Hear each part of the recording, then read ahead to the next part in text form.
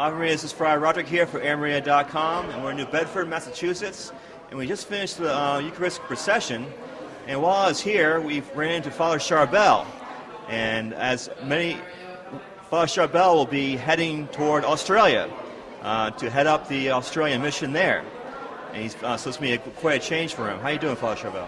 Great, thanks, Friary Roderick. Good to see you again. Great. And when you head into Australia? Well, I'm flying out early June, back to Australia. Yeah. Right, yeah, so it's back to Australia because you were from Australia originally. That's right. It's been, apart from a 2-week stint at home, it's been a good 10 years. So it'll be interesting to see what changes there, that's for sure. Right, yeah, 10 years is a long time, and it's been a lot of changes in Perth, right, with all the construction and stuff. So now, you were one of the first Australian friars, really, from our mission there, right? Yeah, that was back in 1998 when we met the first missionaries from our order who went there, and I, along with well-known Friar Augustine, decided... AirMaria crew, right? Yeah, one of the AirMaria gang, and we decided to join. Well, we heard the call to join, really. It's a vocation, of course, so it'll be interesting to go back. I'm looking forward to it. I'm sure on the natural level, if you might say, it'll be good for the family. Right. You know, they'll be happy. Yeah. So it seems to be a missionary journey from our point of view. But from your point of view, it's going home. Yes. Yeah, it's a return. Nothing like the return of the king or anything like that, but it's a return, and it's something that I look forward to seeing what our Lord has in store, what Our Lady has in store. You know. Yeah, it certainly will be interesting. And what will be the main challenges, speaking of things there?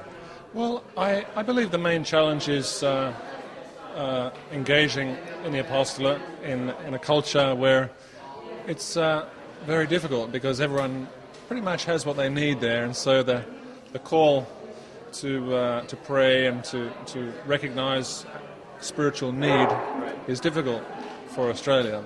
Yeah, a lot of distractions, just like here, right? Yeah, a lot of distractions, and but I believe, along with the rest of us, in the grace of God that touches hearts, and certainly for my own part, it was a grace to meet the friars and to join the order. So I'm sure if Our Lady can get a few of us, she can get a few more, as it were, to work for her and bring God's peace to the hearts that need it.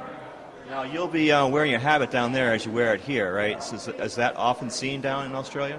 It's not seen very often at all. In fact, it's not seen here either, but... Yeah, it's not seen here too, but I think the habit's an important witness.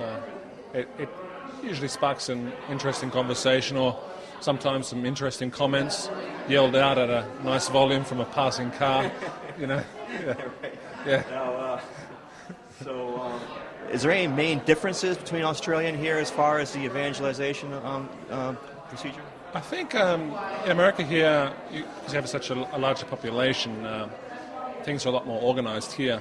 In Perth, for example, where I'll be going, the challenge is to just, well, I don't really know. Yeah, you know, I know here, things here seem a lot more organised. People seem to be more receptive and more open to the faith. There's a tradition here with people going to church, etc. In Australia, it's a little different. And how many friaries are there in Australia right now? We have 2 friaries, actually, yeah. One in the city, or in the suburban area, and one out in the country about an hour away from the city.